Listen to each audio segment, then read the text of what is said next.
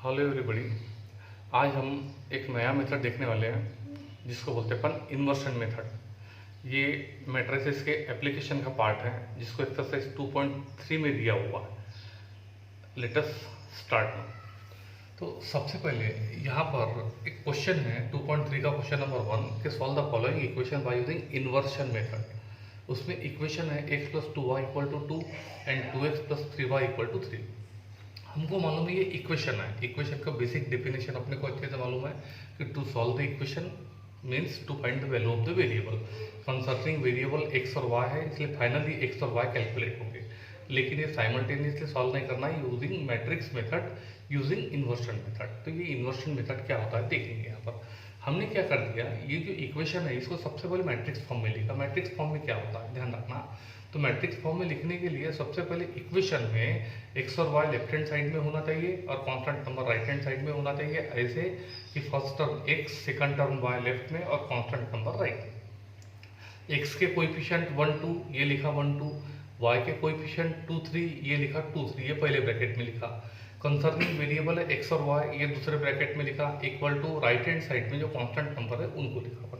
मैं फिर से बता रहा हूँ, फर्स्ट ब्रैकेट में coefficient of x, coefficient of y, second bracket में यूजिंग वेरिएबल और थर्ड ब्रैकेट में हम क्या करना है कांस्टेंट नंबर लिखना है। दैट इज कौन से फॉर्म में आ गया a into X equal to B, where a का वैल्यू 1 2 2 3, x का वैल्यू x y और b का वैल्यू 2 3, ये हमने बता दिया।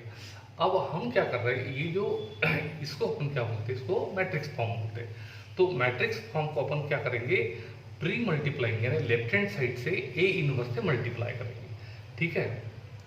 अब क्या कर रहा हूं मैं, ये दोनों को A inverse into A into X equal to A inverse B, और हमको मालूम है इसका फार्मूला मालूम है कि ए इनवर्स इंटू ए यानी क्या होता है आई होता है। ठीक है, into X equal to A inverse B, और किसी भी मैट्रिक्स को आइडेंटिटी से मल्टीप्लाई की गेटिंग द सेम रिजल्ट। तो इसका आंसर आ गया x equal to A inverse B. x क्या है, ये मैट्रिक्स है जिसकी वैल्यू कितनी है x एंड y।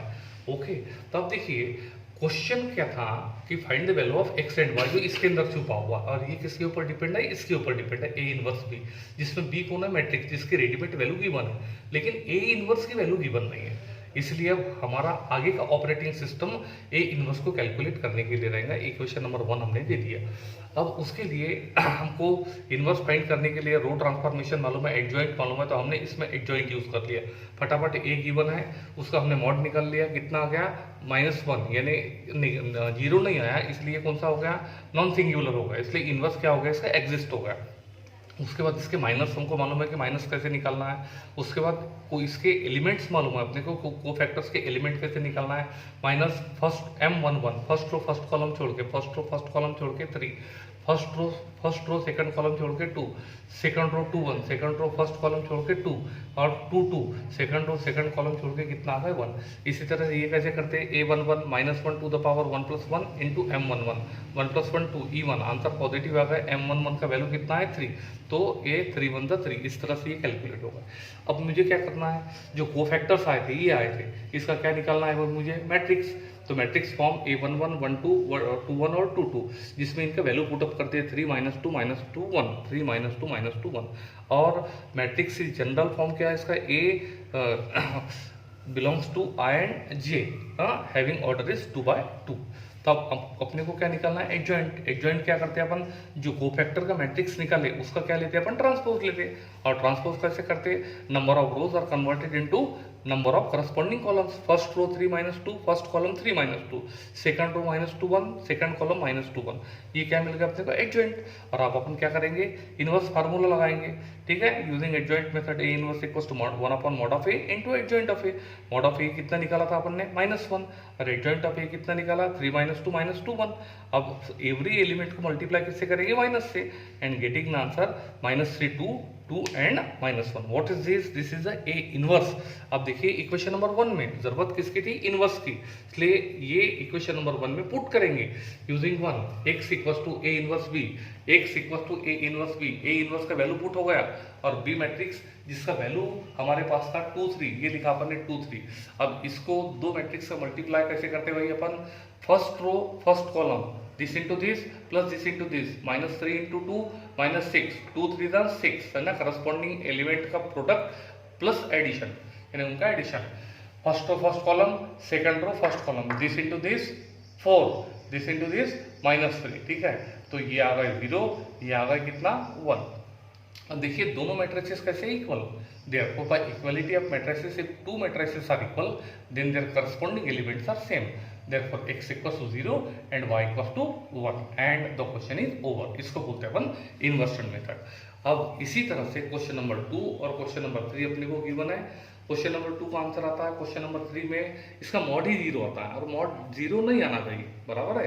अपने को सिंगुलर मैट्रिक्स नहीं होना चाहिए, इसलिए एग्जिस्ट ही नहीं होगा, इसलिए इक्वेशन नॉन सॉल्वेबल होगी, ठीक है। इसलिए एक्स और वाई की वैल्यू कैलकुलेट नहीं होंगे। चलिए अब इसका एक नेक्स्ट क्वेश्चन मैं बताने वाला हूँ। क्वेश्चन नंबर 3 है, यहाँ पर the cost of 4 pencil 3 pens and 2 erasers is ₹60। Cost of 2 pencils, 4 pens and 6 eraser is ₹19 and cost of 6 pencil, 2 pens and 3 eraser is ₹70। Then find the cost of each item by using matrix method। ठीक है, तो यहाँ पर देखिए यहाँ पर 3 item है। यहाँ पर first item pencil, second item pen, third item eraser. तो हमने क्या कर दिए कि ईच आइटम का कॉस्ट ले लिया हमने, राइट। तो एक पेंसिल का कॉस्ट, एक पेन का कॉस्ट और एक इरेजर का कॉस्ट x, y और z इस तरह से हमने ले लिया, ठीक है। तो एक पेंसिल का कॉस्ट ₹x, एक पेन का कॉस्ट ₹y, एक इरेजर का कॉस्ट ₹z। तो ये कितने हो गए 4x, 3y और 2z, इनका टोटल ₹60 आता है, इसलिए 4x plus 3y plus 2z equals to 60, ये आ रहा है।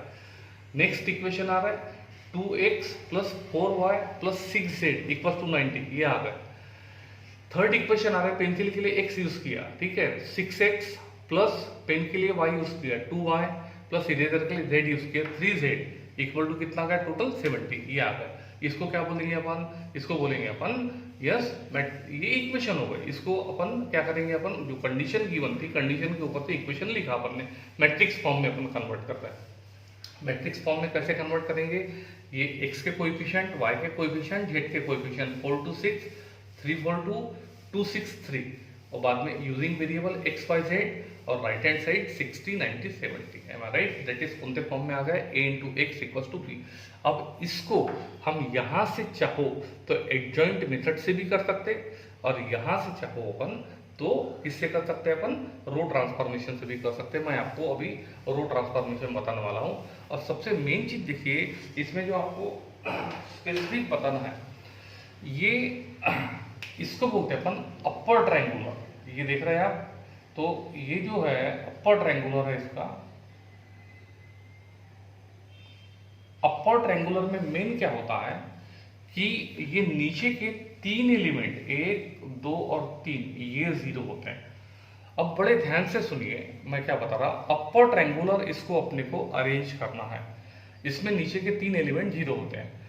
अब जैसे इसमें x y z x y z x y z, x और y 0 हो गए, z कैलकुलेट होंगे, x y z इसमें x 0 हो गए, बचे y और z, इसमें z कैलकुलेट हो गया था, z इसमें आ जाएंगे तो कैलकुलेट हो जाएंगे कौन y, और y और z इसके अंदर आ गए तो बचेंगे कौन x।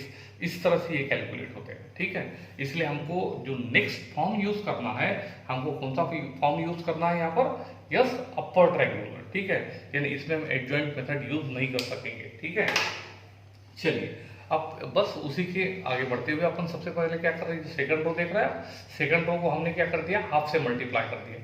ओके, अब चेंज सेकंड रो में हो रहा है, इसलिए फर्स्ट रो और third row as it is आ गए।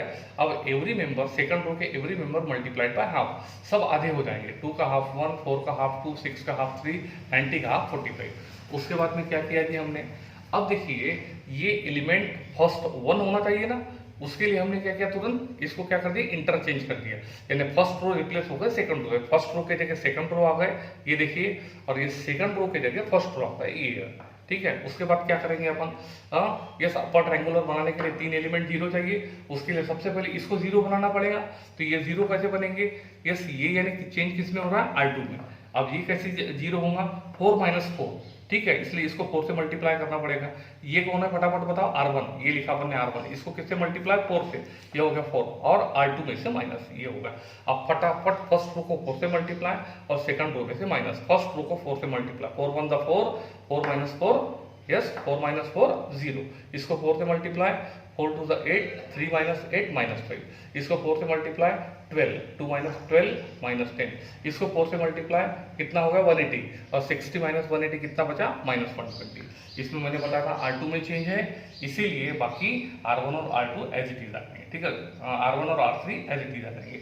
अब यहाँ पर देखिए मुझे ये भी 0 चाहिए, 0 चाहिए, तो इसके लिए क्या करेंगे 6 - 6, ठीक है, चेंज किस में हो रहा है फटाफट बताइए, R3 में, इसलिए R3 चेंज 6 - 6, ये कौन है 1 यानी R1, इसको 6 से मल्टीप्लाई करेंगे और R3 में से माइनस कर देंगे, ठीक है। चलिए फटाफट चेंज किस में R3 में, इसलिए R1 और R2 as it is. R1 को फर्स्ट रो को 6 से मल्टीप्लाई और R3 में से माइनस। फर्स्ट रो को 6 से मल्टीप्लाई, 6 1 6, 6 - 6 0, इसको 6 से मल्टीप्लाई 2, 2 माइनस इसको 6 से मल्टीप्लाई 12 और 2 - 12 -10, ये आ गया। इसको 6 से मल्टीप्लाई 18 और 3 - 18 -15, इसको 6 से मल्टीप्लाई कितना होता है भाई 270, और 70 - 270 कितना होता है -200, ये आ गया। अब हम क्या कर रहे हैं भाई, अब इक्वेशन को थोड़ा सा रिड्यूस कर देते हैं, इसीलिए सेकंड रो को 1/-5 से मल्टीप्लाई कर दिए, ये सेकंड रो फटाफट, इसको 1/-5 0, इसको 1/-5 1, इसको 1/-5 2, इसको 1/-5 24 होगा। इसी तरह से इसको मैं थर्ड रो को भी क्या कर रहा हूँ रिड्यूस कर रहा हूँ, इसको भी 1/-5 से मल्टीप्लाई करेंगे, तो ये कितना हो जाएंगे 0, ये कितना 1/-5, ये हो जाएंगे 2, ये 1/-5 ये हो जाएंगे 3, और ये 1/-5 ये आ जाएंगे 40, ठीक है। तो ये जिसका आंसर हमने यहाँ पर लिखा होगा। अब देखिए अपर ट्रायंगुलर के लिए ये 3 एलिमेंट का 0 होना जरूरी था, तो ये 3 एलिमेंट में से 2 एलिमेंट 0 हो गए, अब बचा सिर्फ ये। अब इसको 0 कैसे करेंगे, 2 - 2 बराबर है, यानी इसको कितना बनाना पड़ेगा 2 बनाना पड़ेगा। चेंज किस में हो रहा है R3 में, तो यहाँ पर लिखा 2 - 2 यानी R2 को 2 से मल्टीप्लाई और R3 में से माइनस, R2 यानी 1, इसको 2 से मल्टीप्लाई 2 बन जाएंगे और इसमें से 2 में से माइनस यानी R3 में से माइनस।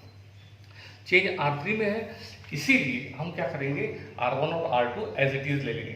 अब फटाफट सेकंड रो को 2 से मल्टीप्लाई और R3 minus minus, second row को 2 से मल्टीप्लाई, इसको 2 से मल्टीप्लाई 0, 0 - 0 0, इसको 2 से मल्टीप्लाई 2, 2 - 2 0, इसको 2 से मल्टीप्लाई 4, 4 - 3 -1, इसको 2 से मल्टीप्लाई 48, 40 - 48 -8, आंसर आ रहा है। अब देखिए अपने यहाँ पर क्या किए हमने कि इसको बदल दिए किसमें, reduce an upper triangular matrix, जिसमें अपर ट्रायंगुलर मैट्रिक्स में लोअर डायमेंशन क्या होगा 0। अब फटाफट हमको मालूम है 2 मैट्रिक्स को मल्टीप्लाई कैसे करते हैं अपन, first row first column, first row second row first column, third row first column, बराबर है। तब first row first column, first into first plus second into second plus third into third, ये कितना हो गया 1x, ये कितना हो गया +2y, ये कितना हुआ +3z। उसके बाद में सेकंड रो फर्स्ट कॉलम, ये कितना हुआ 0, ये कितना हुआ y, ये कितना हुआ 2z एडिशन के साथ में, और थर्ड रो फर्स्ट कॉलम, ये कितना हुआ 0x + 0y और ये -z इक्वल टू दिस। अब क्या देखिए अपन ने दोनों मैट्रिसेस कैसे यहाँ पर इक्वल है, इसलिए बाय इक्वलिटी ऑफ मैट्रिसेस हम first equal to first, second equal to second और थर्ड इक्वल टू थर्ड, जिसमें यहाँ पर माइनस से माइनस क्या होगा कैंसल, यानी वैल्यू किसका आ गया z का।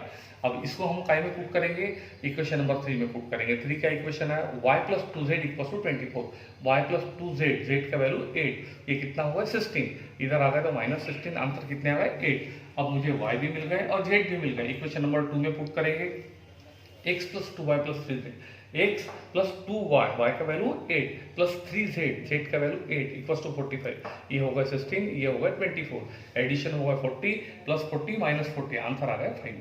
But what is x, cost of 1 pencil is ₹5, what is y, cost of 1 pen is ₹8, and what is z is the cost of 1 eraser is ₹8, and the question is over। तो everybody आज आप लोगों ने देखा कि कैसे हमने इसका एप्लीकेशन किया हुआ, ये काफ़ी इंपॉर्टेंट क्वेश्चंस हैं, बोर्ड एग्जाम में कंपलसरी फॉर्म में ये रोल प्ले करते हैं, तो बहुत अच्छी तरह से आप इसका रिवीजन करेंगे। Today's lecture is over.